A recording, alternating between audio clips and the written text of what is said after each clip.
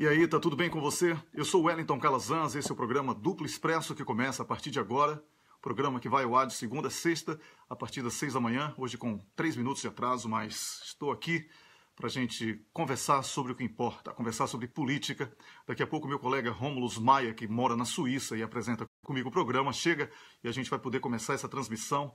E eu já desejo um bom dia para Marta Por Deus, que chegou bem cedo, Dri Bezerra, que acorda lá em Pernambuco, sem horário de verão, sem nada, ela acorda cedão. Niobe Cunha, nossa comentarista de política às quintas-feiras. Bom dia Glaci Leão, bom dia Camila Govedice, nossa produtora. Bom dia para todo mundo que chega. Eu peço que você compartilhe o programa, eu peço que você divulgue o programa, curta as páginas, para que nós possamos ampliar essa audiência, tá bom? Então, eu estou somente na expectativa aqui da chegada do Rômulus, para que possamos aumentar essa corrente aí, né? Essa corrente, muita gente já em Porto Alegre, muitos vídeos, né? Que as pessoas têm mandado no próprio Facebook, aí chega uma timeline, a gente vê muita gente já em Porto Alegre, muita gente já desejando um bom dia a partir de Porto Alegre, isso é muito bom.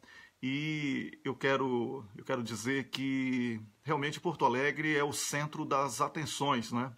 Amanhã é o grande dia, o dia do julgamento da justiça brasileira. Amanhã nós vamos saber se nós temos justiça ou se nós temos um puxadinho da Rede Globo ou um comitê do PSDB com toga, tá bom? É amanhã, quarta-feira, dia 24, hoje é terça-feira, dia 23 de janeiro de 2018, onde quer que você esteja, no Brasil ou fora do Brasil, brasileiro ou não, mas que ama a democracia, você é muito bem recebido aqui no nosso programa, para que possamos ampliar o debate, possamos fazer desse espaço um espaço de fortalecimento da democracia e dos ideais de um Estado de Direito digno das nossas aspirações.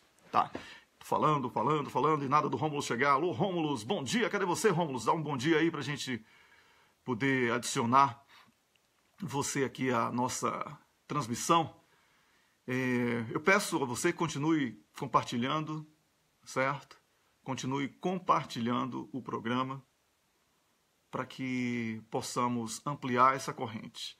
O programa é transmitido em diversas páginas, Cafezinho, Brasil 247, Falando Verdades, Dilma Resistente, Botando Pilha, Presidente Lula, Carlos Krebs, bom dia, obrigado por ontem, Carlos Krebs. Ótimo comentário, o público recebeu muito bem. Enfim, não dá para falar o nome de todo mundo, mas todo mundo aí, você que está me assistindo, se sinta abraçado, o Rômulo chegou, vamos adicionar o Rômulus.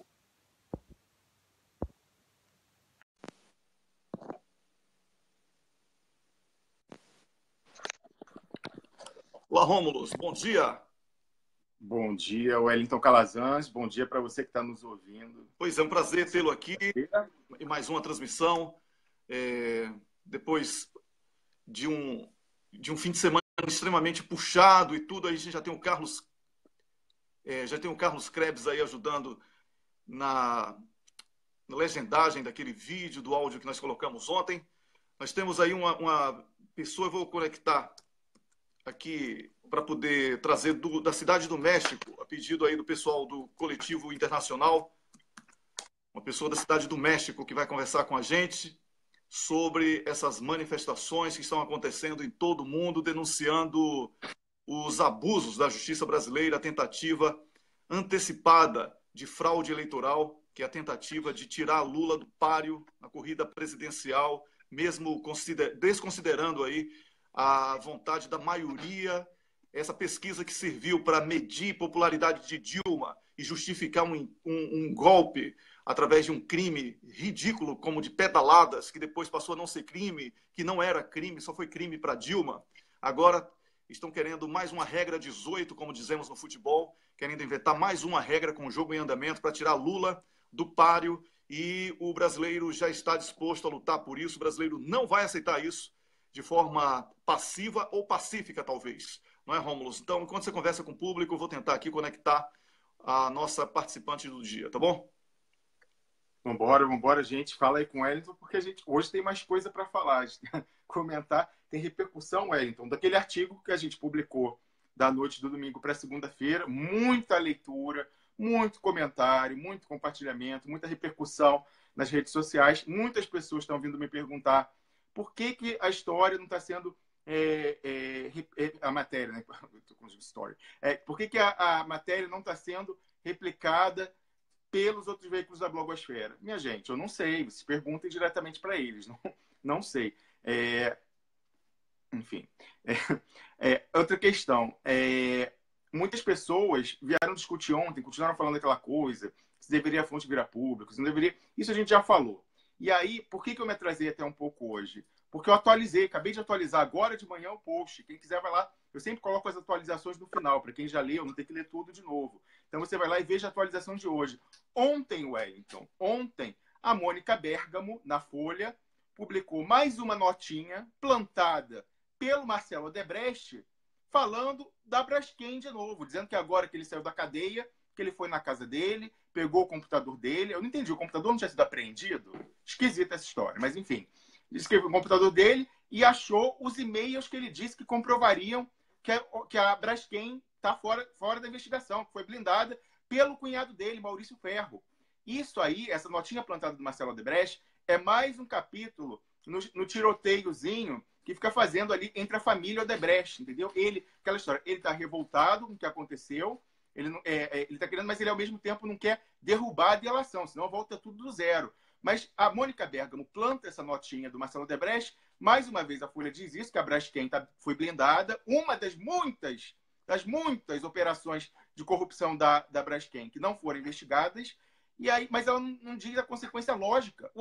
Se a Odebrecht não entregou tudo, está tudo anulado. Acordo de delação, acordo de leniência. A Folha sempre fala, né? E não dá consequência lógica. Então, mais uma vez, ontem, olha a coincidência. Ontem, o Marcelo Odebrecht plantou essa notinha na Mônica Bergamo, que já está lá na atualização do meu post, quem for ver, lá vai ver no final, confirmando mais uma vez aquilo que a gente vem antecipando. Então tem gente falando, mas a delação tem que ter os documentos, isso aqui e tal. Como eu falei aqui, vou repetir mais uma vez, tudo que a fonte falou pode ser verificado de maneira independente hoje, lá no prédio da Odebrecht. Se for lá, comprova. Agora, tudo. E o que ele está falando, mas isso era antes, eu falava isso antes. Agora, o próprio Marcelo Odebrecht já 2 vezes se manifesta no jornal, na Folha de São Paulo, confirmando o que a gente está falando, plantando notinha na Mônica Bergamo. Uma foi lá no meio de janeiro, mais umas 2 semanas atrás, e agora mais uma, falando da Braskem. Mas o que ele fala para a Braskem vale para tudo, vale para todo o resto. Foram muito poucas as coisas que foram investigadas. A investigação, como a gente falou aqui, foi menos de 1/3 das contas offshore. Então, eles estão nesse jogo aí, ele com o cunhado, mas a gente não sabe bem, né? A fonte falou que achava que era jogo de cena, essa briga em família. Eu não sei, não tenho opinião formada sobre isso. Mas, enfim, o que a gente está vendo é mais e mais a Folha de São Paulo, principalmente, fazendo head e tentando discretamente, sem falar das consequências da anulação da Lava Jato, ir se distanciando e com aquelas matérias meio João sem braço, mostrando algumas falhas da Lava Jato, que é lá na frente, quando a casa cair, falar, não, eu falei, eu não tinha nada a ver com isso. Fale, Wellington. Pois a gente já está entrando em contato aqui com a Márcia Sarkis, que está na Cidade do México e vai falar aqui com a gente, tá? A Márcia Sarkis, que também tem o seu grupo de ativismo e participa do contexto internacional, onde vários grupos integrados organizaram e colocaram em prática diversas ações. Então, eu estou tentando aqui o contato com ela, na verdade. Vou tentar aqui de outra forma. Ela mandou aqui. Vou tentar. Então, Romulo, resumindo aí, o Marcelo Odebrecht está querendo desenhar ao modo dele aquilo que a gente já denunciou como realmente é. É isso aí, né? Exatamente. Marcelo Odebrecht está fazendo isso, mas a gente ainda não entende muito bem as motivações dele. A fonte falou lá no áudio que ele ficou revoltado com ter levado toda a culpa. É compreensível. Realmente, ao que parece, realmente, todo o pessoal de baixo tomava decisões autônomas e aí no final falou, não foi ele que mandou. Não é que ele mandou, ele sabia, ele dava autonomia para as pessoas pagarem propina. E aí depois falou, não, ele mandou. Mas como ele era o superior hierárquico, do ponto de vista jurídico, se ele é o superior hierárquico e ele sabe do que os outros estão fazendo, porque ele era mantido a par, é evidente que ele tem uma ascendência na cadeia de comando. Então, eu entendo a revolta dele, dizer, mas não fui eu que mandei, Mas, enfim, ele tem a responsabilidade nesse caso, mas ele está revoltado e fica tentando essa negociação aí dentro da família. Eu não sei exatamente qual é o objetivo dele, Wellington, porque se for para reabrir, assim, eu sei qual é o objetivo dele. Ele quer que diminuam a pena dele da prisão domiciliar lá. Pois é. Diga, Wellington. Olha, agora a gente já está aqui com a Márcia Sarkis, que está na Cidade do México. Bom dia, Márcia. Bom dia, Wellington, tudo bem? Tudo ótimo, prazer falar com você. Márcia, como é que está a movimentação dos brasileiros? Vocês já fizeram manifestação aí, mas eu quero saber como está a movimentação dos brasileiros em torno desse julgamento de amanhã, dia 24, que a gente chama aqui de julgamento da justiça, não é julgamento de Lula. Lula não tem crime, quem vai ser julgado é a justiça. Como é que vocês estão reagindo a isso, Márcia? Então, Wellington, no domingo, agora dia 21, a gente fez um ato na porta da Embaixada Brasileira na Cidade do México. Foi um ato simbólico de apoio ao ex-presidente Lula e contra esse julgamento sem provas. O ato juntou alguns brasileiros na cidade, juntou alguns mexicanos, tivemos o apoio da Organização Socialista de Trabalhadores, Seção Mexicana da Quarta Internacional, tivemos apoio de alguns outros movimentos mexicanos também. E a gente está super apreensivo, assim, porque é aquela coisa que eu imagino que você deve saber também, que por mais que a gente esteja fora do Brasil, toda essa situação nos afeta muito, inclusive afeta a muitos movimentos mexicanos que têm o Brasil como uma referência política, ou tinha, né? O Brasil como uma referência política em vários sentidos. Então, estamos bem apreensivos em relação ao resultado desse julgamento, mas, ao mesmo tempo, estamos tentando confiar de que a resistência da população toda, que está tão forte no Brasil e em vários países, faça uma diferença e nos traga um bom resultado desse julgamento. Márcia, como é que está o mexicano em relação a essa situação? Vocês conversam certamente com as pessoas aí. O México passou por situação semelhante. O México é uma terra arrasada depois do roubo do petróleo, quebra da soberania, marginalização do mexicano agora pelo presidente dos Estados Unidos. E ele certamente vê que o Brasil é vítima do mesmo ataque. Como é que o mexicano está comentando a situação vivida pelo Brasil? Então, eles se interessam muito pelo Brasil, eles perguntam sempre como é que está o Brasil. Muitas vezes a informação não chega de maneira muito clara aqui, talvez porque daqui também não permitam, né? Porque existe um monopólio dos meios em todos os lugares. Até uma das nossas funções como coletivo é informar tanto os meios locais quanto a população do que está acontecendo. Eles, como eu falei, o mexicano tem o Brasil como uma referência. Até outro dia, a ex-ministra Teresa Campelo fez uma reportagem, o título da reportagem é falando sobre a mexicanização do sistema de trabalho, sistema trabalhista brasileiro, o que é uma coisa muito triste, né? Isso quer dizer que o México tem um sistema... O México, as leis trabalhistas mexicanas são muito, muito atrasadas, sabe? Coisas que no Brasil a gente já conquistou há algum tempo, apesar de estarmos perdendo agora. No México nunca foi conquistado, assim. Então, eles sempre tiveram o Brasil como referência para chegar próximo disso, assim. É um país que tem uma história bem arrasada, como você falou, mas ao mesmo tempo a gente coincide porque é um país que resiste muito, o povo aqui resiste muito, assim, por mais dos problemas que tenham passado. Então eles se interessam muito pelo que está passando no Brasil sempre. Olha, Márcia, eu quero dizer a você que continue forte e firme aí nessa luta. Você está de parabéns, você e o seu grupo aí na Cidade do México.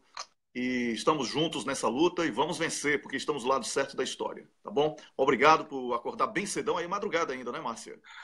Aqui são 3 horas da manhã. Pois é, madrugada. Obrigado, tá? E por ter participado, eu desejo muita sorte e sucesso para que vocês continuem nesse processo de politização tão positivo que vocês têm colocado em prática e que nós recebemos aqui da Suécia, do Brasil também, claro, os efeitos muito positivos e que influenciam e contagiam de forma muito positiva a todos, tá bom? Um grande abraço para você.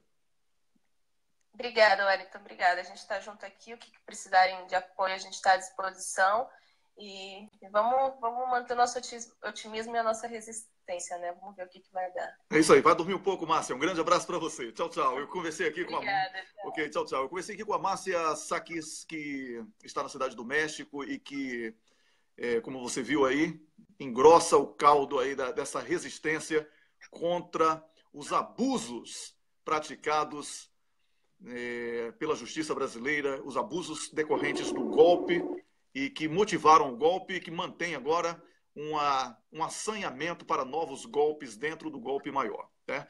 Então, o Brasil vive agora momentos decisivos, onde a justiça estará sendo julgada amanhã, no Rio Grande do Sul, na cidade de Porto Alegre. TRF4 vai decidir se nós temos justiça ou se nós temos um puxadinho da Rede Globo, um puxadinho do Projac e também um comitê do PSDB de toga.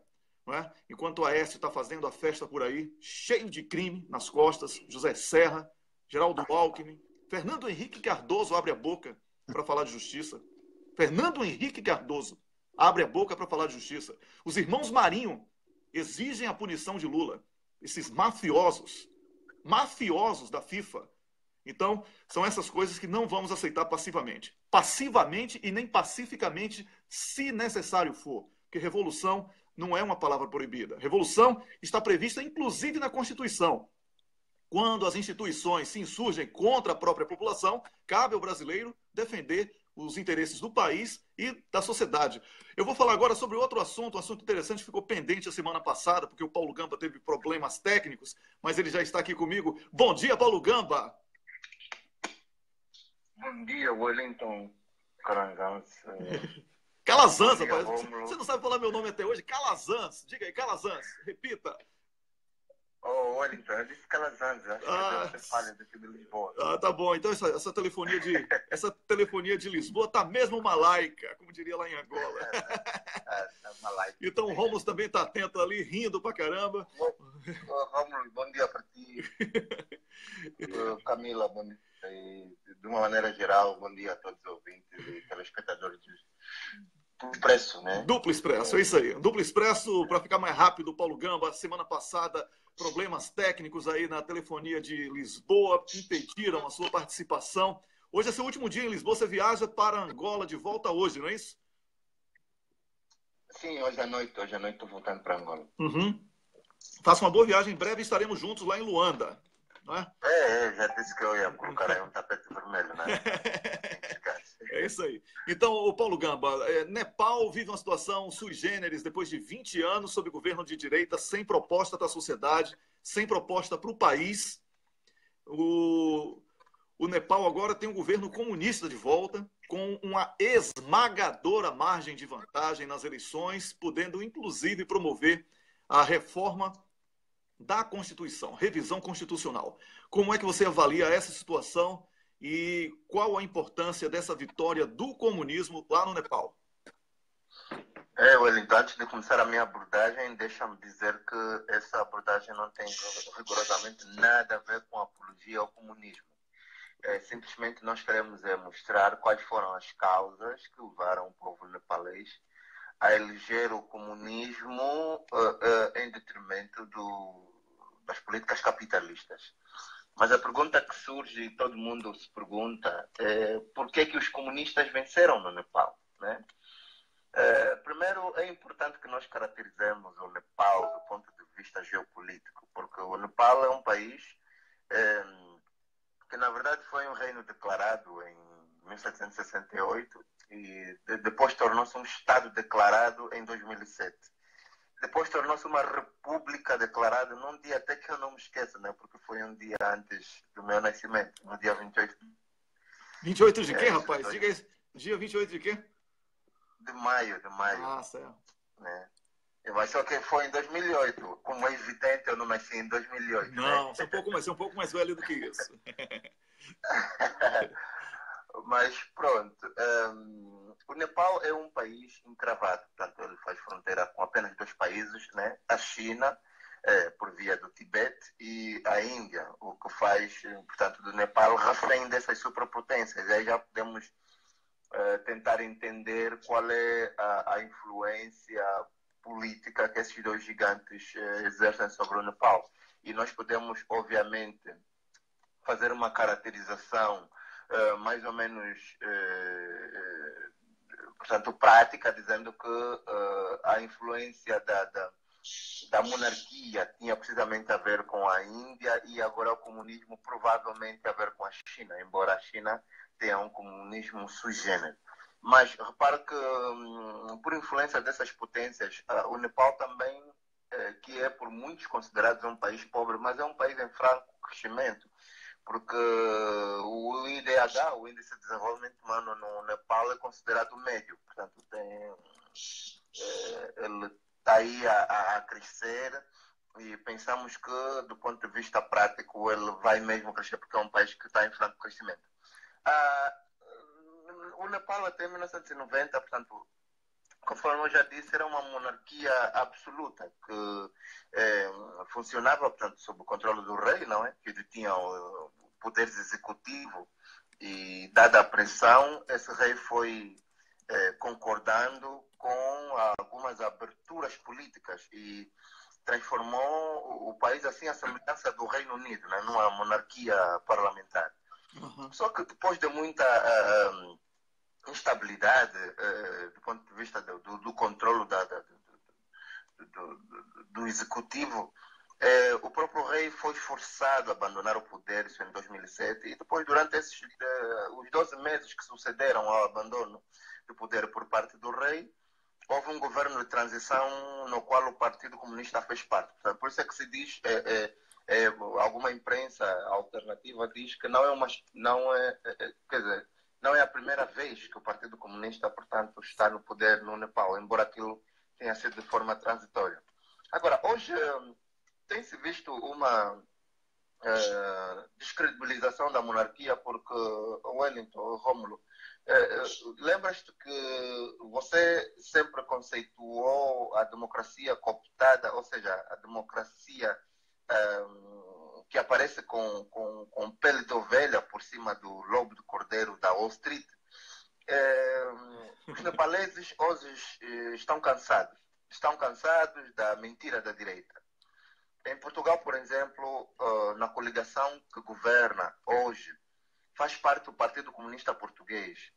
E hoje, depois das eleições autárquicas, o Partido Comunista Português, por exemplo, tem cerca de 32 câmaras municipais sob sua responsabilidade. Portanto, hoje o capitalismo tornou-se uma espécie de capitalismo selvagem. E o povo nepalês, cartão vermelho ao governo capitalista e democrático, vou colocar aqui aspas nessa palavra democrático, esse cartão, quer dizer, ficou no bolso dos senadores do Brasil quando se tentou destruir o presidente Temer, não é? Ou destituir o presidente Temer. E tudo isso, Wellington, Rômulo, faz-me lembrar as palavras da ex-presidente Dilma Rousseff,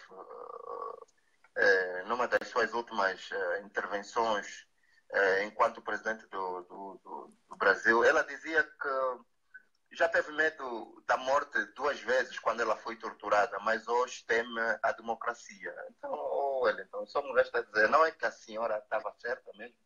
Pois é, exatamente. Ela estava certa porque ela sabia que a ameaça não era contra ela especificamente. Inclusive, ela alertou o tempo todo de que chegaria em Lula. E amanhã a justiça vai ser julgada no Brasil, né? Porque condenar Lula por aquela piada que Sérgio Moro inventou, né? Aí é brincar demais com o povo. E como eu falo muito aqui, as pessoas falam, mas o Nepal é pequeno, comparando com o Brasil. Porque a Islândia não pode ser usada como parâmetro. Pode sim. São Tomé e Príncipe, que é bem menor, pode ser usado como parâmetro. Onde o povo se insurge contra os abusos da autoridade, as autoridades dos outros países devem levar em conta. Porque eu costumo dizer que nenhum remédio ele é testado em pessoas. Ele é testado primeiro em cobaias e depois ele é testado em pessoas. Então, ninguém espere que vá acontecer uma revolução gigantesca na China, na Índia, na Rússia, nos Estados Unidos, no Canadá, para que o Brasil tenha uma referência. A referência tem que vir de países menores, porque são experiências, laboratórios mesmo, sociais. E nós temos, e o governante que dá um golpe tem que ter noção, ele entrou por uma via não democrática. Então, ele já está ali sob um forte olhar de repulsa da sociedade. Então, no caso do Nepal, o abandono da direita, as pessoas estão jogadas ao léu e o Estado não tem rumo. Então, a sociedade, de forma expressiva, disse não a isso tudo e trouxe de volta, resgatou aí o comunismo. Paulo Gamba, muito boa a sua observação, essa contextualização foi importantíssima para que as pessoas entendam a evolução para que chegasse a esse quadro atual. Quero lhe agradecer, desejar uma boa viagem. Na próxima semana a gente já fala a partir de Luanda. Você, não, você a partir de Luanda, você ainda a partir de Luanda. Espero que a gente possa fazer um programa a partir de Luanda juntos lá, quando eu chegar lá em Angola. Não na próxima semana, mas logo em seguida, tá bom? Um grande abraço. Muito obrigado, um abraço para todos vocês e bom programa, eu vou continuar acompanhando. Ok, muito obrigado. Eu conversei aqui com Abel Paulo Gamba, que é professor de Direito Internacional da Universidade Angolana e que é comentarista do nosso programa. Agora é com você, Rômulus. Wellington, eu estou aqui vendo os comentários que as pessoas fizeram, né? Muita repercussão do artigo de conta, muitas contribuições legais. E uma das coisas que eu queria comentar, e talvez eu fale mais tarde, porque você está chamando nossos próximos convidados, né? Mas algo já antecipando, duas pessoas, né? Aquele executivo que me ajudou a escrever o artigo, e também uma colaboradora do blog. Diga. Eu estou com o Samuel, eu vou voltar para você, Rômulo, concluir seu raciocínio. Samuel, bom dia. Okay. Bom dia, Samuel, tudo bem? Bom dia, meu amigo Wellington, meu amigo Rômulo, os companheiros, todos que estamos no ar de pé pelo Brasil nesse momento. Pois é, eu quero mandar um abraço aí para o Chico Zé, que está assistindo a gente, grande Chico Zé, que está lá no Rio de Janeiro acompanhando a gente, subiu agora o nome dele aqui, não poderia deixar de citar. Ô Samuel, você já está aí ao lado do nosso outro convidado, Nós estamos em hotéis diferentes. Hotéis diferentes. Então tá bom. Então, enquanto você adiciona ele aí, ou você me diz aqui internamente como é que eu vou adicionar, eu vou devolver a palavra ao Rômulo, que ele está concluindo o raciocínio, tá bom? Então, e eu aguardo o seu chamado. O seu chamado não, você já está aqui comigo. O seu ok pelo chat aqui, tá bom? Ok. Então tá, Rômulos. Não, só como eu dizia, as pessoas antecipavam o seguinte, né? A Lava Jato ela se preocupou muito com a coesão daquela história fabricada da delação dos 77. Mas eles levaram a Odebrecht a pico, destruíram a empresa. Então, eles estão em reestruturação e demitindo muita gente. Eles esquecem que muitas das pessoas que estão sendo demitidas, como a fonte nossa, sabem de muita coisa. Não são só os 77 que sabiam das coisas. Então, muita gente aí saiu da empresa de uma maneira desrespeitosa e tem informações que vão vir a público. É isso aí, Rômulo, esse assunto aí vai render pra caramba. Nós vamos conversar muito sobre isso. Eu sei que você está aí ansioso para a gente falar sobre isso. Eu também estou. Um assunto que tirou nosso sono, que não deixou a gente dormir aí nos últimos dias, não é? E que tem tem atraído muita gente boa também para o programa. Muita gente se oferecendo como se diz, voluntário para ajudar nessa empreitada aí de trazer essas informações importantes. Eu estou tentando aqui adicionar a minha conversa com o Samuel, o Eugênio Aragão, mas parece que a conexão dele não está muito boa, tá, Samuel? Então, enquanto isso, eu vou conversando com você, enquanto eu tento adicionar aqui o Eugênio. Eu quero saber, Samuel, você já está em Porto Alegre, não é isso? Alô, Samuel?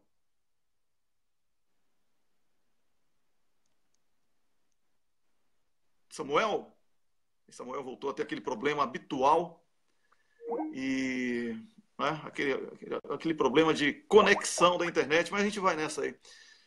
Rômulo, como eu estava falando. Porque afinal, Wellington, os dois estão em trânsito, né? Eu não sei se você falou, mas os dois estão em Porto Alegre.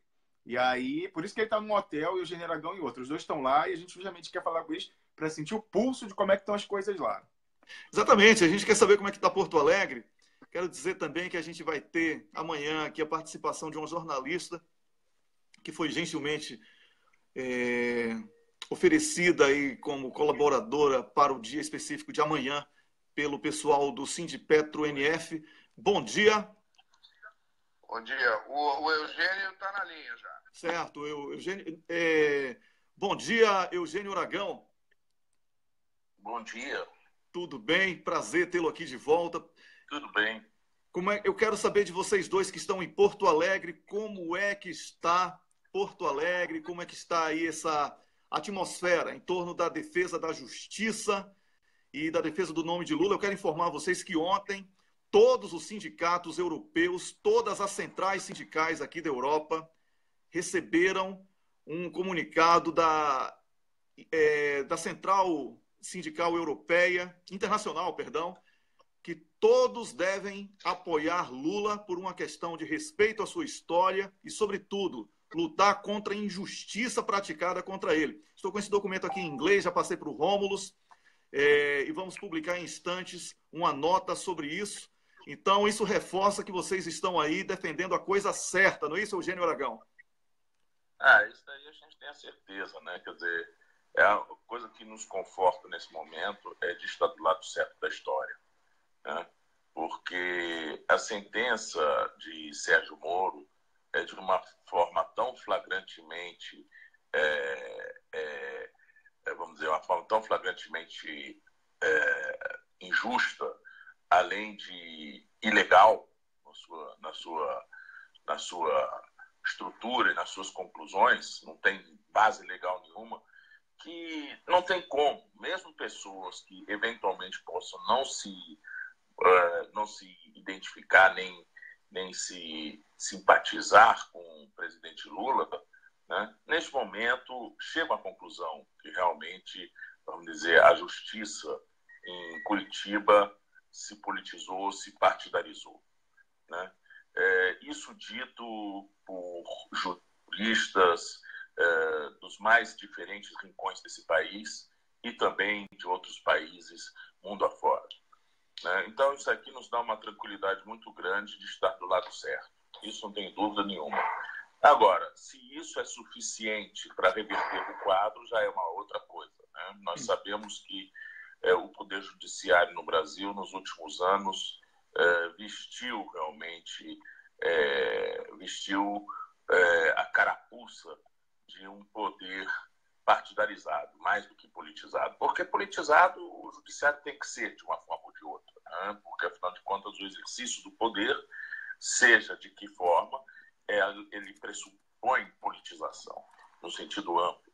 Mas a politização, ela levada a seus termos dentro dos padrões constitucionais, não tem problema nenhum. Agora, a politização, no momento que ela se partidariza, quando ela realmente serve para estigmatizar uns, para favorecer outros, aí isso realmente significa que a justiça se deteriorou na sua missão. É isso aí. Estamos conversando aqui com o ministro Eugênio Aragão. Ele não é ex-ministro coisa nenhuma, porque Dilma não é ex-presidenta. Dilma continua presidenta da República. Quem está aí na presidência assumiu através de um golpe e nós não reconhecemos isso. Eugênio Aragão, que dispensa a apresentação diante de tudo que tem feito pela democracia e pela justiça no Brasil. E agora eu faço uma pergunta para o Samuel e depois o Rômulus vem com uma pergunta para cada um. Samuel, você tem estado à frente aí de caravanas, sobretudo do Paraná, diferentes cidades paranaenses, e uma adesão muito grande das pessoas. Eu gostaria que você falasse um pouco sobre isso e sobre essa atmosfera extremamente pacífica, ao contrário do que tentam pintar aí na imprensa tradicional. E a luta é por justiça e vocês estão aí nessa empreitada, não é isso, Samuel? De fato, nós estamos em Porto Alegre tendo saído de várias cidades do Paraná, de todo o Paraná, do interior do Paraná, da capital. Ainda hoje, pela madrugada, outras caravanas se deslocam do Paraná para cá, atendendo uma convocação do governador Requião, do senador Requião, e um chamado das nossas consciências. O Paraná é um estado com um sentido de retidão. Talvez o que mais marque o espírito do paranaense é a consciência da retidão. E a retidão, nesse momento, está sendo colocada em questão. A retidão está sob ataque. a sentença deste juiz, do Sérgio Moro, como disse bem o nosso ministro, Eugênio Aragão, ela é de uma fragilidade, de uma imperfeição, de uma imprestabilidade técnica, que mesmo quem, vamos imaginar, por razões tais ou quais, tem um sentimento negativo em relação ao Lula, mesmo um brasileiro, se tiver um mínimo de consciência jurídica e de consciência cívica, e se tiver dado ao trabalho de ler a sentença, mesmo que não tenha conhecimentos profundos de direito, mas tenha uma visão minimamente equilibrada do ponto de vista lógico e racional, verá que não está diante de uma sentença judicial. Está diante de uma peça mal engendrada, mal elaborada, de natureza retórica, descuidada, persuasiva e que não conclui o que uma sentença judicial deve concluir, que é o de que houve um fato, de que este fato que existiu contraria ou se adequa à descrição hipotética desse fato no ordenamento jurídico e dela deriva uma conclusão. Esta peça imprestável, por sorte, para todos nós brasileiros, imprestável, está sob julgamento. Está sob julgamento, como diz bem o ministro Aragão, não o Lula. Está em julgamento o judiciário brasileiro, está em julgamento os liberais. Veremos hoje se existem liberais no Brasil ainda, ou se nós entramos de uma maneira terrível e muito difícil numa seara de guerra. Se ainda existe Estado democrático de direito e se existem juízes no Brasil.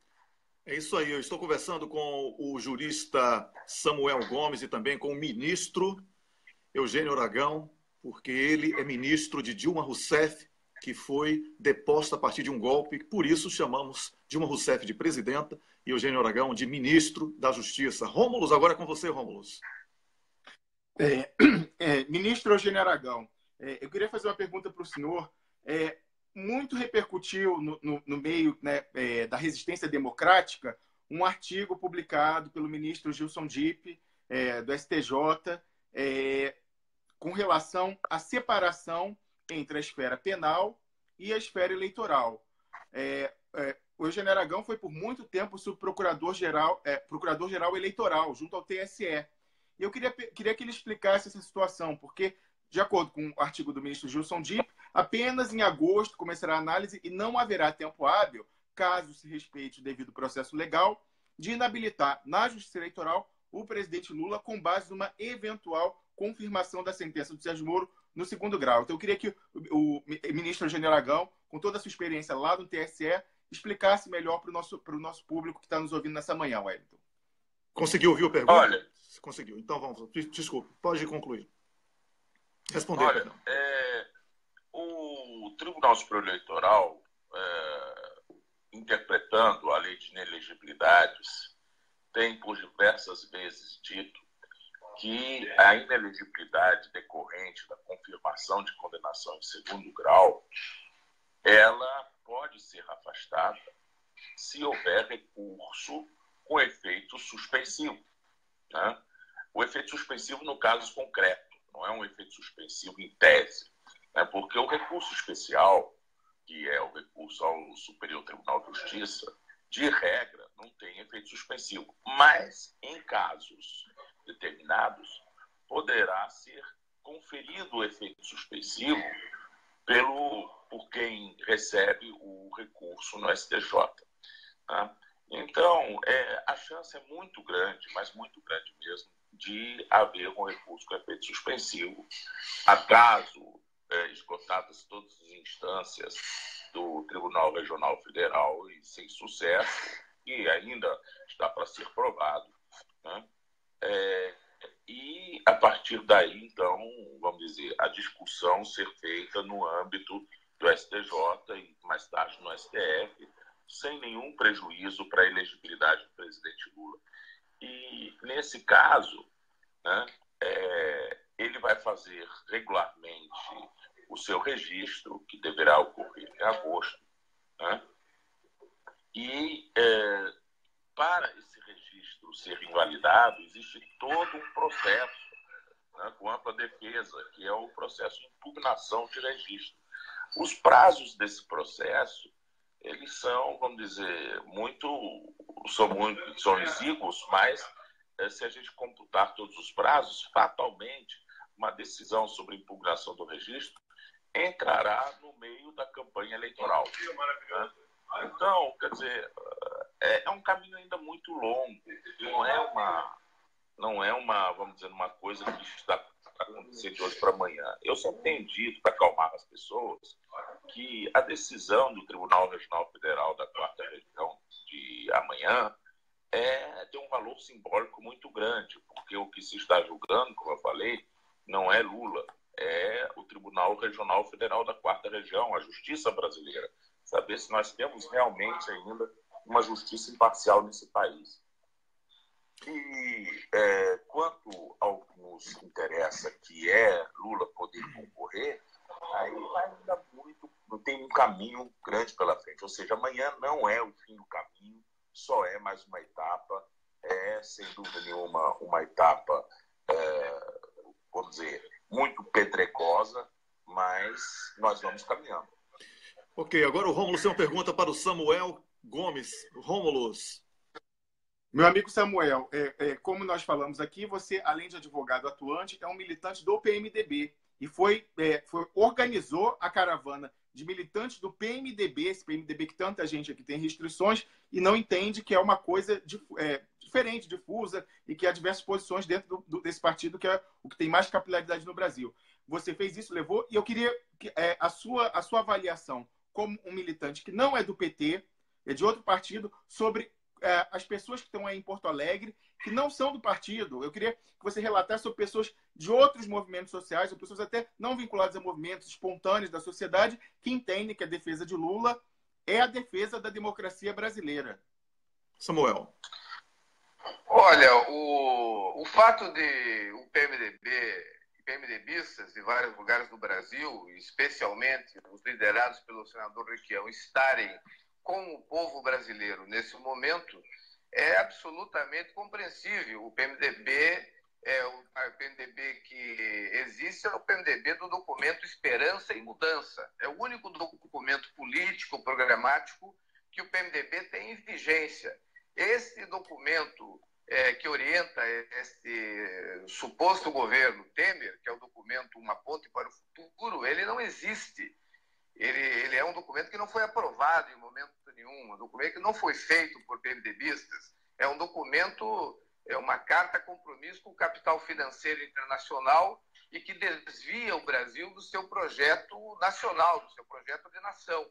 Então é absolutamente compreensível. O que não é compreensível é que o Temer e o Jucá estejam no PMDB e não estejam na cadeia.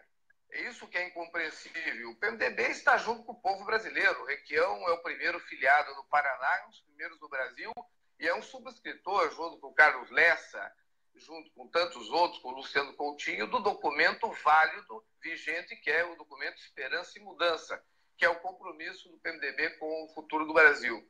Agora, a questão do Lula não é partidária, não é do PT. O PT tem que os petistas que eventualmente podem se sentir por obrigação, por dever de ofício defender o Lula, o fazem também por consciência, mas o Lula, a defesa do Lula não é do Lula, a defesa do Lula é de que o Brasil tem o direito de ter uma eleição livre e que este golpe que foi dado, ele não pode se consumar.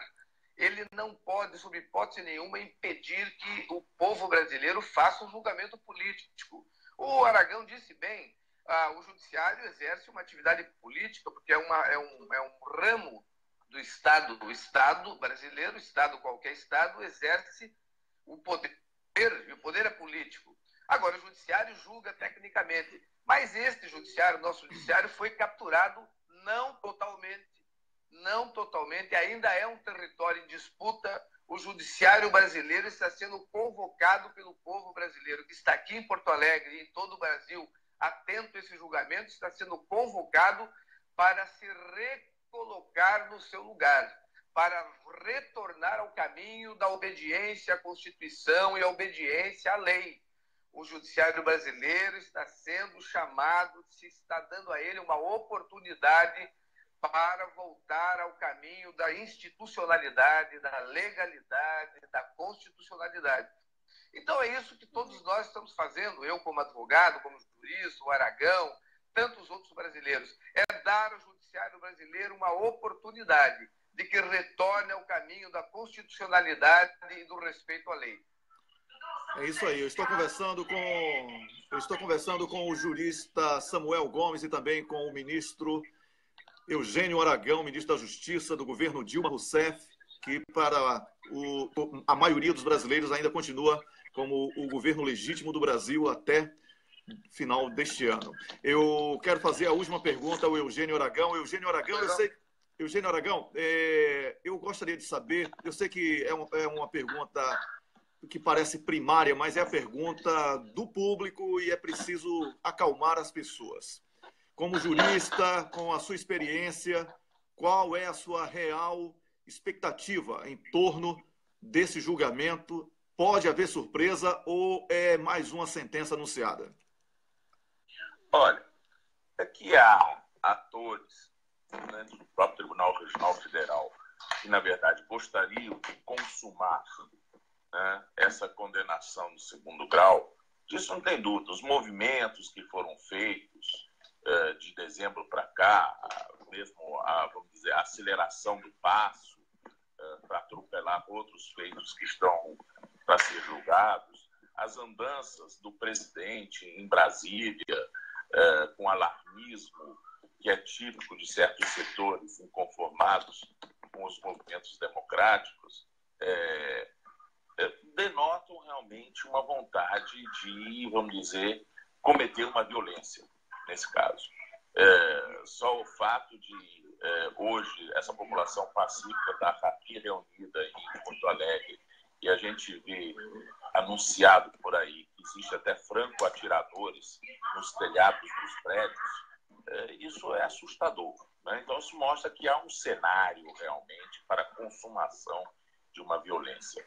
Mas, afinal de contas, temos aqui três juízes para efetivamente decidirem o jogo amanhã, né? Eu não tenho muita esperança em relação ao relator.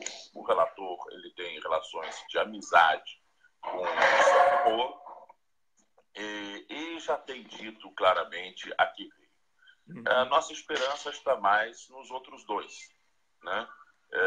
Enfim, no revisor, que foi, aliás, extremamente rápido na sua tarefa de revisar. Em poucos dias ele concluiu essa tarefa. E me parece que isso pode ser também um sinal interessante, no sentido de que ele talvez tenha encontrado algo tão gritante, uma preliminar, que ele nem viu necessidade de adentrar no mérito. E depois temos o juiz, o desembargador Laus, né? O desembargador Laus tem, vamos dizer, uma trajetória familiar, né? O pai dele trabalhou com o João Goulart, não é isso? Então, me parece que é uma pessoa que deve ter consciência do que está fazendo, e a gente espera também que, portanto, ele seja capaz de, colocando a mão na consciência, retificar esse caminho torto que aqui foi colocado por Sérgio Moro. Eu vou lhe dizer, como otimista, eu espero sim que o tribunal dê um exemplo e realmente vamos dizer, renove a esperança no judiciário brasileiro, reformando a sentença de primeiro grau. Agora, é aquela coisa, né? Como diz a sabedoria popular, né? Cabeça de juiz e bumbum de neném, ninguém sabe o que vem, não é isso? Então, a gente não sabe o que pode acontecer. Qualquer coisa realmente é só bola de cristal. Eu sou um otimista e eu espero que realmente o judiciário tem essa capacidade de autocrítica e de rever essa decisão teratológica do Sérgio Moro no primeiro grau. Tá bom. Agora o Rômulo tem a última pergunta para o ministro Eugênio Aragão. Rômulo. Na verdade, para os dois, né? Mas é o seguinte, a gente está vendo notícias na imprensa de que os dois desembargadores, que não o relator, sairão de férias logo depois de confirmar ou não a sentença do Lula. Então, os recursos a essa sentença serão julgados por juízes substitutos. Um caso de tanta repercussão. Eu queria perguntar, gente, se todo mundo sabe, né, a aceleração que foi feita para pautar esse julgamento. E os dois agora saem de férias, não vão julgar os recursos, e já há a notícia de quem vai substituir o Leandro Poulsen. É um amigo do Sérgio Moro, chamado Antônio Bochenek, que assinou com ele artigos de opinião na imprensa defendendo a Lava Jato contra os seus críticos. E aí o pessoal fala, uai, mas você não está impedido? Você se pronunciou já sobre isso? Ele fala, não, eu me pronunciei em tese, como acadêmico, não conheço o caso do triplex, eu só vou ver nos autos, então, em princípio, não me considero impedido. Isso é uma piada. Eu queria perguntar para esses dois juristas grandes sobre essa situação, a temeridade de um caso de tanta repercussão, os juízes decidirem e não julgarem os recursos saírem de férias, um mês cada um. Olha, vamos fazer assim, cada dia com sua agonia, né? Vamos agora primeiro aguardar a decisão amanhã e em cima dessa decisão é que a gente calcula os próximos passos. Uhum. Porque se a gente quer ficar abraçando o mundo com os braços e com as pernas, né? A gente pode realmente ficar meio sobrecarregado emocionalmente. Eu acho que não é uma boa técnica. Eu não sei o que está para acontecer nem amanhã, quanto mais depois da manhã. Né? Vamos primeiro pegar essa etapa de amanhã. E eu acredito que nós possamos ter surpresas. Eu espero que tenhamos surpresas. Até porque pode, por exemplo, um deles pedir vistas. Uhum. E aí essa coisa de sair de férias acaba sendo, para aqueles que querem ver a condenação popular, um tiro pela culatra. Não é isso? Obviamente. Então, vamos aguardar com tranquilidade que existem juízes que já perderam o sentido do que é suspeição. Isso daqui é uma realidade, né? Nós vemos o próprio Moro, que se abraça com Aécio Neves, se encontra com Dória, recebe prêmio da Globo, né? Ele não se vê em momento nenhum suspeito para julgar esse caso do Lula. Não estou nem falando aqui de competência que ele não tem, mas nem se achar suspeito já é, vamos dizer, um escárnio. Agora, vamos devagar, vamos ver. Também existem outros desembargadores no TRF com posições mais conscientes, mais consolidadas.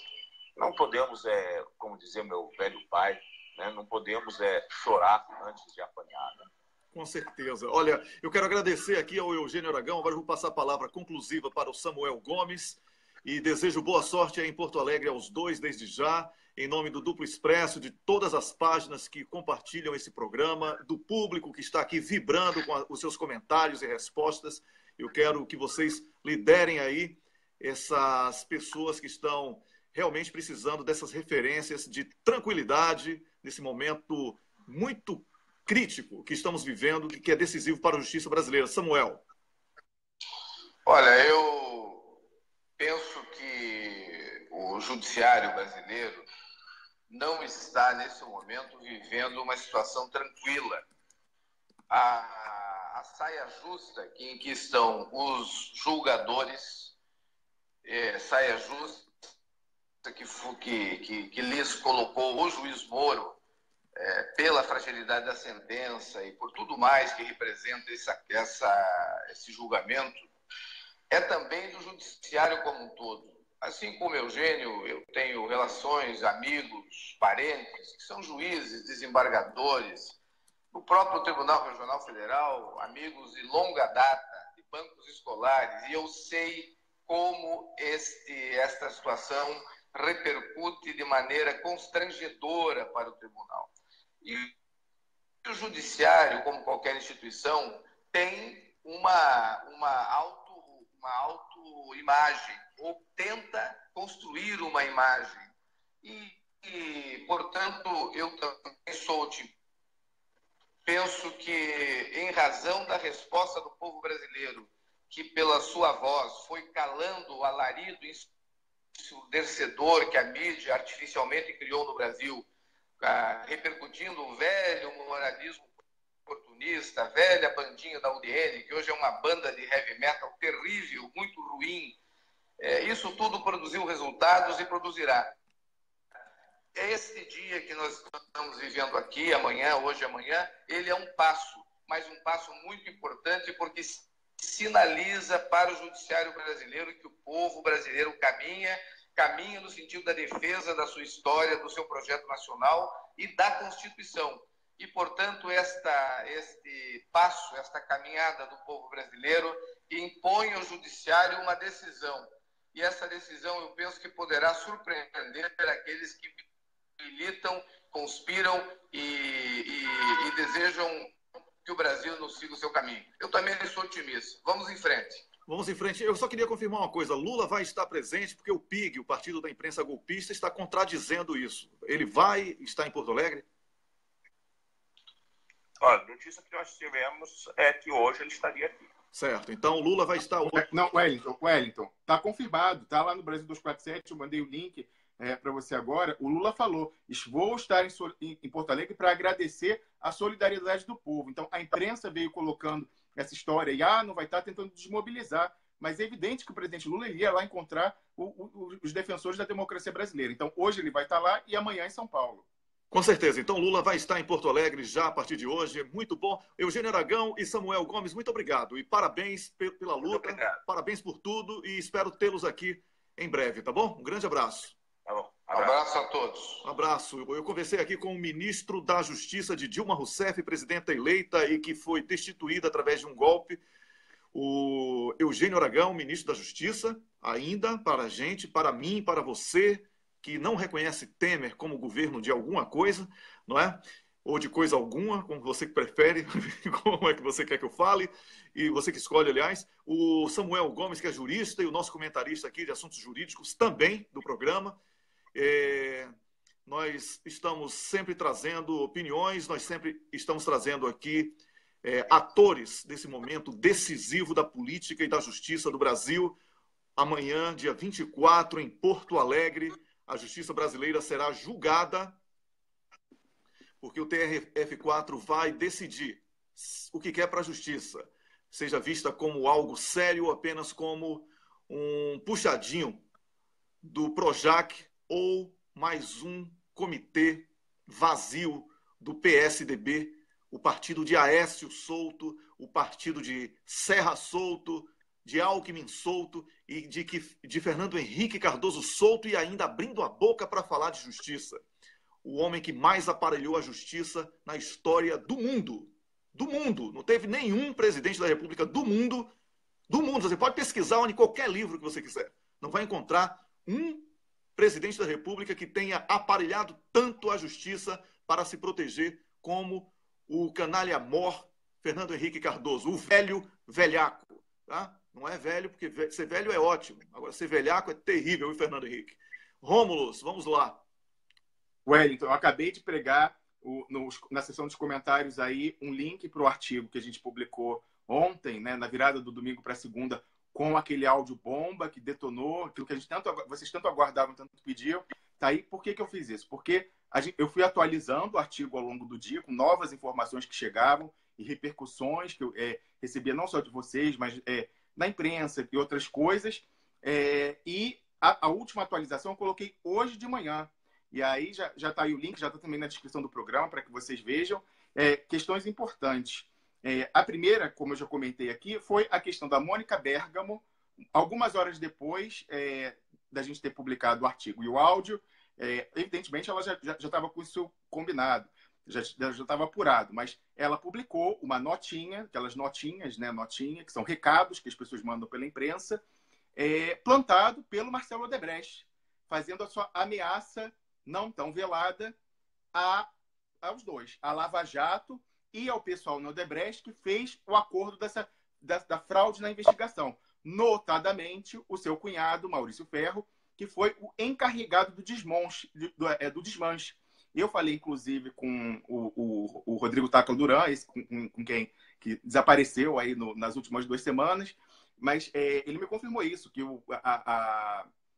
a contrariedade dele no processo com relação à situação do Maurício Ferro. O Maurício Ferro, que sempre foi diretor jurídico, foi encarregado de desmontar o setor de operações estruturadas logo que as investigações começaram. Isso foi relatado no processo por vários dos delatores, dos diretores do Odebrecht, e ele não foi sequer indiciado, Wellington. Ele não presta depoimento, nada. Ele não aparece. O Sérgio Moro e o Ministério Público não querem saber nada da pessoa que foi encarregada de desmontar, queimar o arquivo do banco de dados do Odebrecht, desmantelar, demitir as pessoas, sumir com as pessoas responsáveis. E o Marcelo Odebrecht sabe do peso disso, sabe da implicação que isso tem, não só para os acordos da Odebrecht, né, da leniência e o acordo de 77, então explosivo lá na casa dele, mas também na Lava Jato, porque tem toda a questão das fraudes processuais, da obstrução da justiça, que a Lava Jato vem cometendo. Então, ele sabe que se ele tem como provar, nessa notinha plantada lá na Mônica Bergamo, ele fala o que a gente antecipou aqui, Wellington, semanas, a questão da Braskem, que a Braskem, primeiro ele plantou uma notinha nela umas 2 semanas atrás, falando a mesma coisa, que tinha uns e-mails que comprovariam propina da Braskem, que não apareceu a Braskem, mas é apenas uma. Tem vários subsidiários do Odebrecht e outros negócios que não entraram na Lava Jato porque eles estão ocultando amigos da Lava Jato, como você falava, o PSDB, e também corruptos no Judiciário e no Ministério Público. Então, eles estão escondendo 600 alcunhas daquelas, carecas, não sei o quê. 600, a Odebrecht nunca disse quem era. Tem vários períodos, isso tudo publicado na Folha de São Paulo, hein? Tem vários períodos de repasses que foram censurados, não tem. Então, assim, tem de janeiro a outubro de 2014, aí some 6 meses, aí depois volta 6 meses. É tudo intercalado com áreas de apagão no que foi entregue à justiça. Então, a Folha de São Paulo vem dando isso e vem dando espaço para o Marcelo Odebrecht plantar essas notinhas. Ora, o Marcelo Odebrecht não tem interesse em implodir necessariamente o acordo de delação, porque aí volta do zero e a leniência. Mas ele quer forçar, ele está plantando essas notinhas para forçar o judiciário, no caso a Lava Jato, e o pessoal da Odebrecht também, para fazer pressão no judiciário, já que eles são cúmplices e um está refém do outro, para que a sua pena seja reduzida. Ele não quer ficar nesse regime de prisão domiciliar. Então, assim como o TRF4, Wellington, na surdina, diminuiu a pena do Sérgio Moro, olha, ato falho, diminuiu a pena do Eduardo Cunha, que foi o processo mais rápido julgado lá. Só tinha um nos últimos 12 meses que era mais rápido do que o do presidente Lula. A diminuição da apelação do Eduardo Cunha, que resultou na diminuição da sua pena, que não apareceu na imprensa. Só se falou da condenação do Sérgio Moro, e ali é um jogo de cena, Wellington. O Moro condena porque sabe que no segundo grau o pessoal vai diminuir. Então, a gente sabe que o Sérgio Moro é refém do Eduardo Cunha, por todas as questões aqui que a gente já comentou naquele artigo de grande repercussão, falando sobre o elo perdido entre a Lava Jato e o Banestado, que é o doleiro Dario Messer, que tem o Sérgio Moro no bolso. Na cúpula do Odebrecht se dizia que se há um homem que pode implodir no estalar de dedos o Sérgio Moro, é o doleiro, o maior doleiro do Brasil, Dario Messer. Pois então, por essa questão, como o Sérgio Moro é refém do Eduardo Cunha, ele faz ali um jogo de cena, você vê, dispensou a Cláudia Cruz, com o mesmo argumento que ele usa para condenar o Lula, ele inocentou a Cláudia Cruz, falando, não, eu não pude comprovar que esse dinheiro veio especificamente do desvio da Petrobras. Então, o dinheiro do Triplex também ele não comprovou que veio da OAS. Mas, enfim, 2 pesos, 2 medidas. Mas ele condenou o Eduardo Cunha já na certeza de que o Gebran, o camarada dele lá no TRF4, depois ia quebrar o galho, ia diminuir a pena e que isso não ia sair na imprensa, como não saiu. A primeira notícia foi essa da Folha, quando já está tentando a Folha faz um jogo duplo, ela está em cima do muro, ela morde e assopra. Então, ela faz a pauta contra o Lula, mas nos dias de menos movimento, para não ter tanto impacto assim, ela solta umas coisinhas assim que para ir se distanciando da Lava Jato, porque ela sabe que a casa está ruindo. E aí tem essa questão. Diga, Wellington. Não, eu só fico admirado, é que tudo isso, todo mundo sabe, né, Rômulus? E é isso que a gente chama de ghost news. É a notícia que a gente não vê, mas existe e assusta, diante da perplexidade que causa. Por isso que nós somos caçadores de ghost news. Né? Exatamente. Esse papo furado de fake news, né? Para que o Facebook agora decidiu que vai dar prioridade às notícias do PIG. Tem apoio ao fake news maior do que esse? Não existe. Não existe. Lembra das capas da Veja? Lembra das manchetes da Globo contra Dilma, contra Lula? E tudo mentira? Eles estão agora respaldando fake news, dando prioridade ao PIG. e tomando partido político, porque o PIG é partido da imprensa golpista. Então o Rômulo está aqui falando de coisas que ele na Suíça sabe, eu na Suécia sei, você aí no Brasil certamente sabe. Agora eu tenho que ficar aqui. A gente poderia estar falando agora, por exemplo, com algum jornalista ou algum jornalista que está em Porto Alegre, entrevistando pessoas, entrevistando o povo, não para perguntar como é que você se sente como crítico. Estou de volta apesar do Facebook, estou de volta apesar de tudo isso que está acontecendo. A gente agora está realmente sob um fogo, sob uma censura ridícula. É ridículo. Pode me cortar de novo se for necessário aí, mas eu não vou calar diante desses absurdos que estão acontecendo. Eu tenho mais é que manifestar aqui o meu repúdio. Peço a vocês que estão de volta aqui ao programa que continuem compartilhando, porque a luta é dura, a gente está lutando contra o império. Essa luta aí não é só uma luta do PIG, o Partido da Imprensa Golpista, é uma luta internacional. O Brasil está sob invasão. Tirar Lula do páreo é meta dos Estados Unidos da América e do mercado financeiro internacional que está roubando o Brasil e os brasileiros. Quer escravizar o brasileiro, aliás, e roubar as nossas riquezas. Rômulo voltou aqui.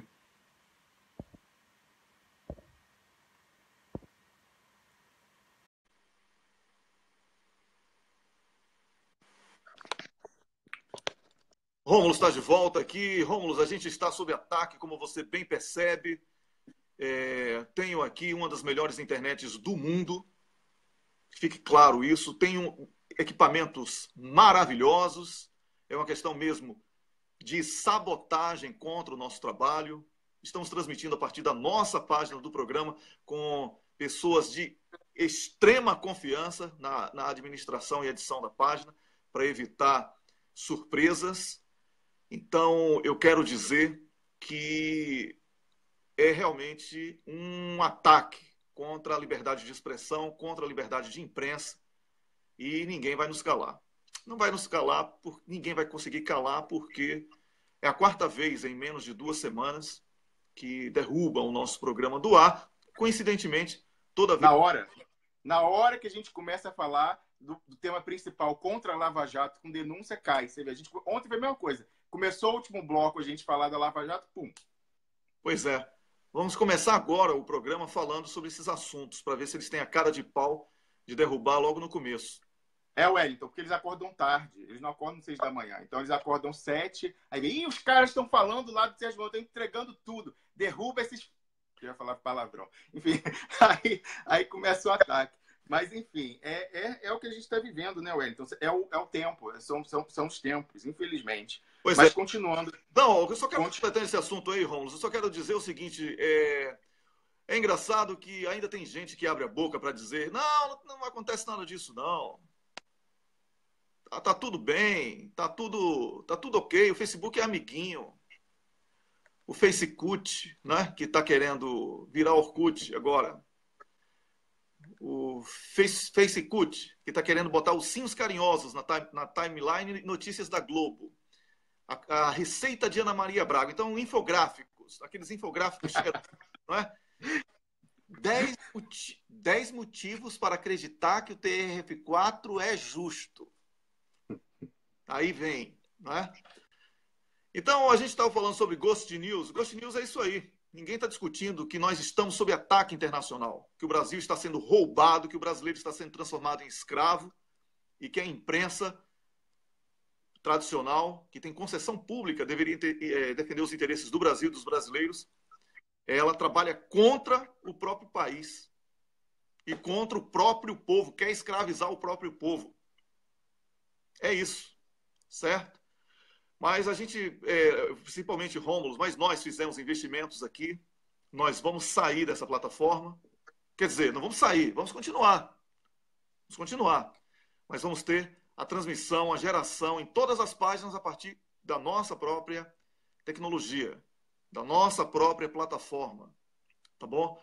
E já temos a página do programa, duploexpresso.com, para poder transmitir o programa a partir de lá e nas redes sociais, todas elas simultaneamente, para não ficar escravo de uma rede social imperialista, que tenta criar conceitos de fake news para promover a censura, para promover a perseguição.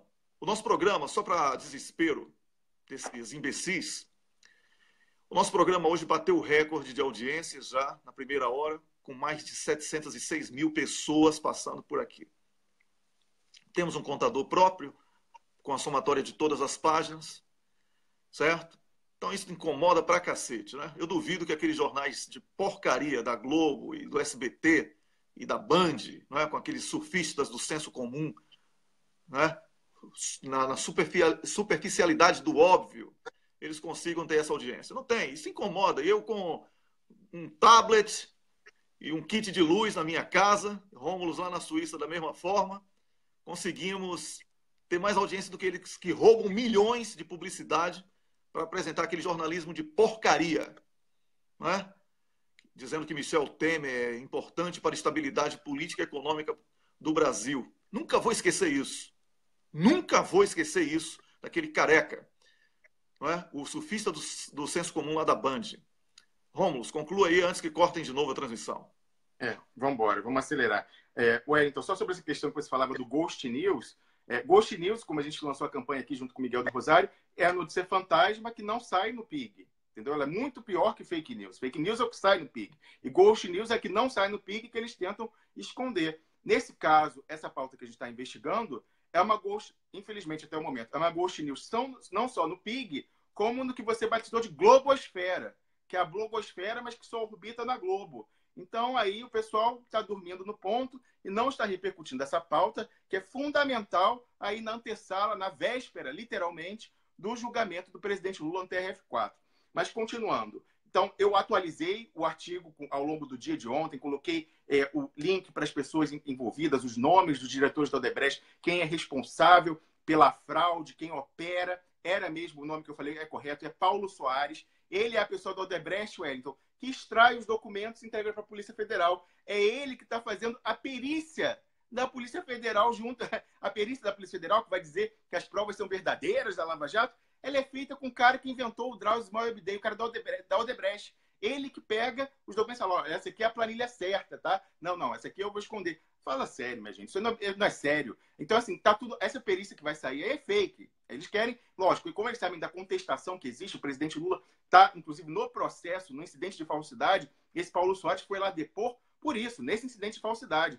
E o doutor Cristiano Zanini falava isso, que foi uma audiência muito esquisita, assim, já estava ali tudo combinado, pergunta e resposta dos procuradores com o Sérgio Moro e com ele, e ele sentia tensão, porque se ele desandasse ali, a coisa ia ficar desmascarada, então ele estava sendo a todo tempo muito protegido, muito resguardado pelo Sérgio Moro e pelos procuradores, mas não adianta, porque, como a gente sabe, a coisa vaza, né? Ainda mais uma empresa dessa. Como eu falava, a Odebrecht e a Lava Jato, eles se preocuparam apenas com os 77 executivos. Enquanto isso, eles fizeram essa reestruturação, faliram a Odebrecht, obrigaram a demitir uma porrada de gente, e tem muita gente que saiu sacaneada e que agora quer falar o que sabe, entendeu? Até por motivo, né?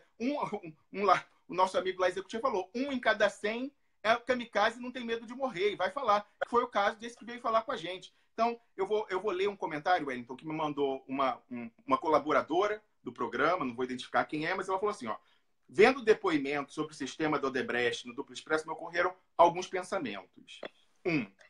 A Odebrecht estava achando difícil segurar os 77 delatores para manter uma história coesa.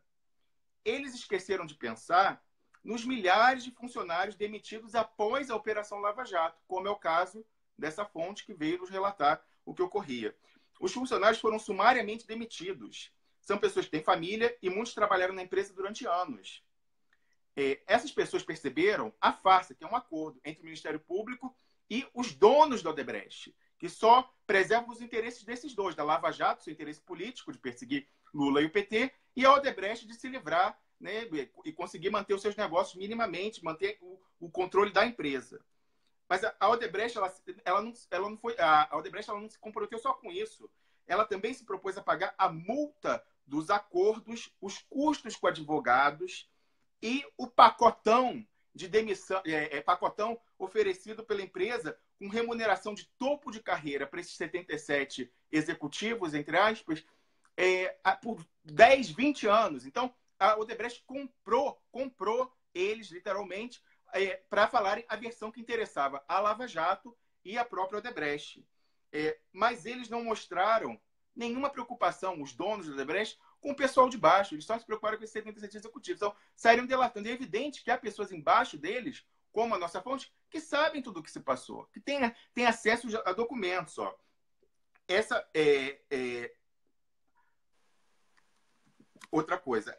Fala, a Odebrecht, por exemplo, ela se preocupou ultimamente, as ações sociais do grupo, eles voltaram para a questão penitenciária. Então, depois que o Marcelo Odebrecht estava preso, eles fizeram doações, até doação de cobertor, não sei o quê. Em vez de se preocupar, como se a empresa tivesse agora responsabilidade social, em vez de se preocupar com a própria condição dos seus empregados que estão sendo demitidos sumariamente sem o pagamento de direitos. Essa nossa fonte, ela foi demitida e não foram pagadas as verbas rescisórias legais. Né? Isso foi mais um motivo, lógico, que deve ter revoltado ela.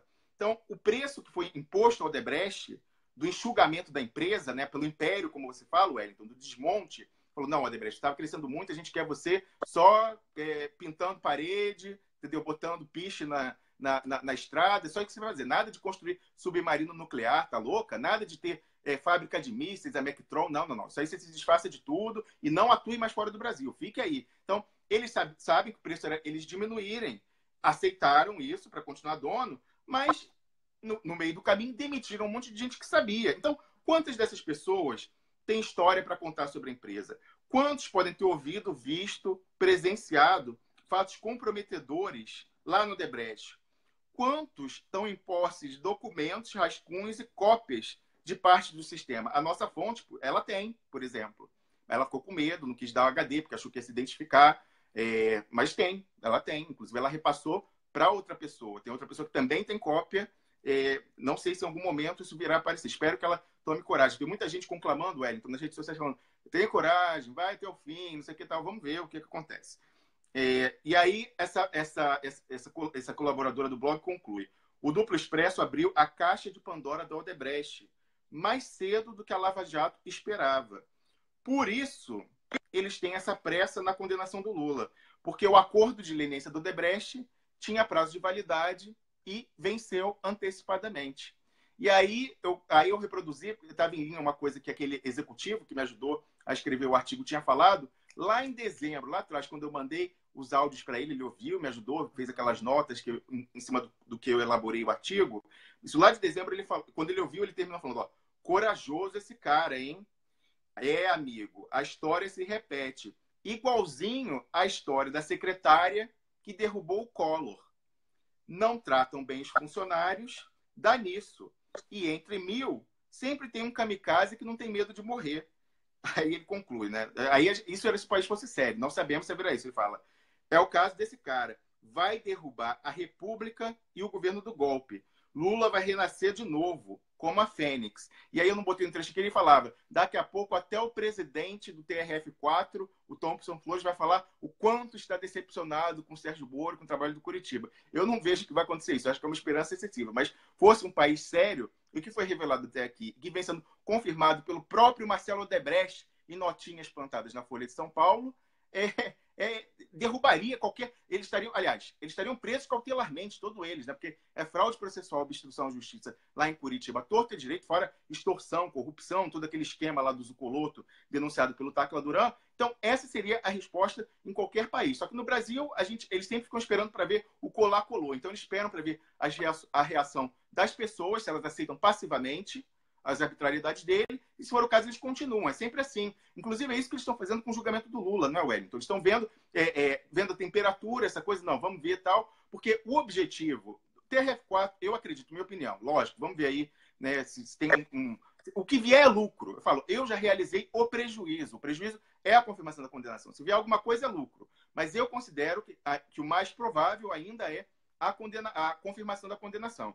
E aí, isso vai ser decidido lá em Brasília, nas apelações, também na justiça eleitoral. Então, o pessoal em Brasília também já decidiu. O golpe só se completa com o Lula não podendo concorrer. Mas esse pessoal em Brasília, eles sempre esperam para ver. É o colar-colou, é o João sem braço. Então, só o povo pressionando. Por isso que Porto Alegre é tão importante. Eu falava com o ministro Eugênio Aragão, não é questão de querer queimar a etapa. É importante mostrar a força popular, já em Porto Alegre, como você disse, vai ser o Réveillon político do Brasil, para já ir acordando, mostrando para eles uma escalada. Ali é o início e só vai crescer para quando chegarmos em Brasília, esse pessoal ser forçado pela correlação de forças na sociedade a permitir um direito, que é o direito do brasileiro de votar, se assim quiser, em Luiz Inácio Lula da Silva para presidente. Ou seja, é lá que a gente vai derrotar o golpe, porque o golpe, eles não arrebentaram a economia brasileira por 10 anos, estão aí de boicote, tal, apagão, depois jornada de junho, não sei o quê, e não vai ter Copa, e Olimpíada, e corrupção, e Lava Jato, Lava Jato, Lava Jato. Eles não fizeram tudo isso, eles não queriam arrebentar necessariamente a economia brasileira.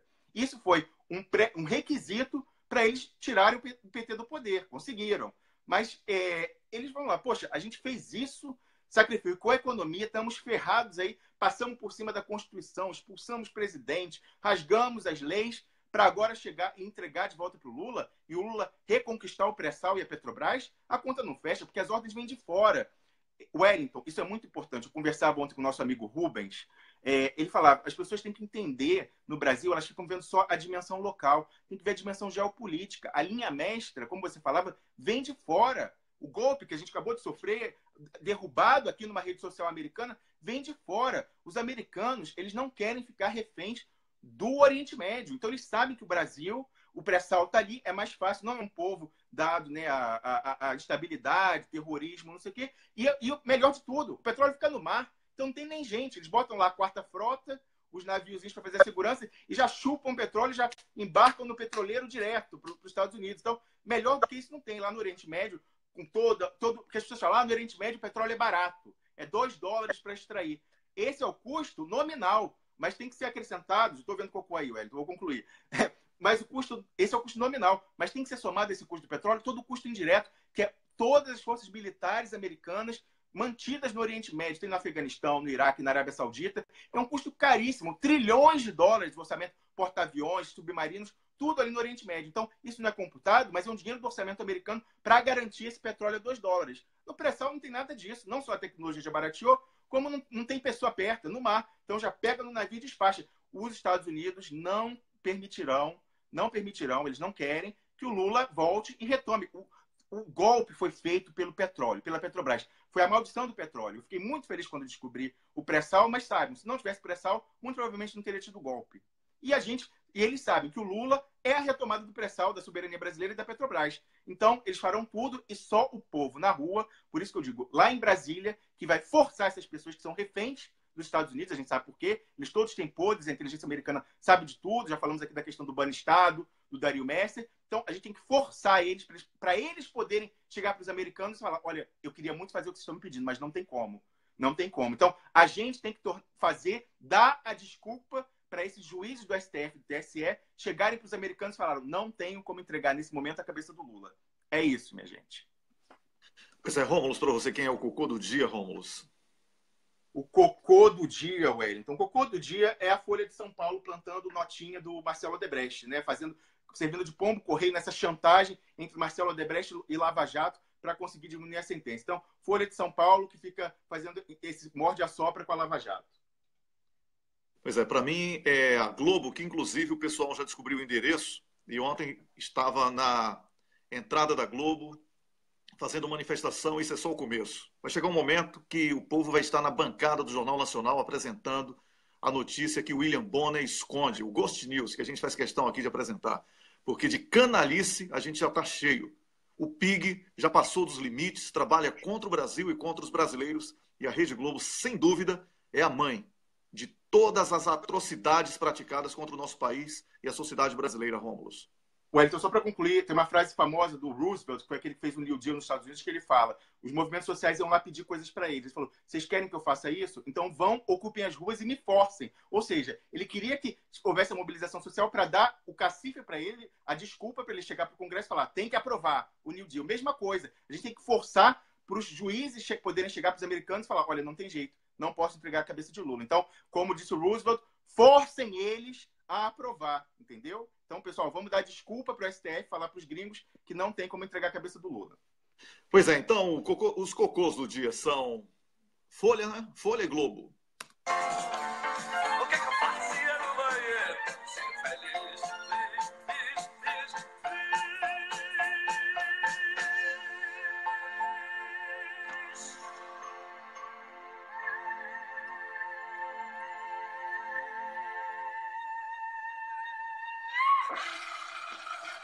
Eu quero lembrar ao pessoal da Rede Globo e do PIG, o Partido da Imprensa Golpista, que mentira e entretenimento e desvio de foco não enchem barriga do povo.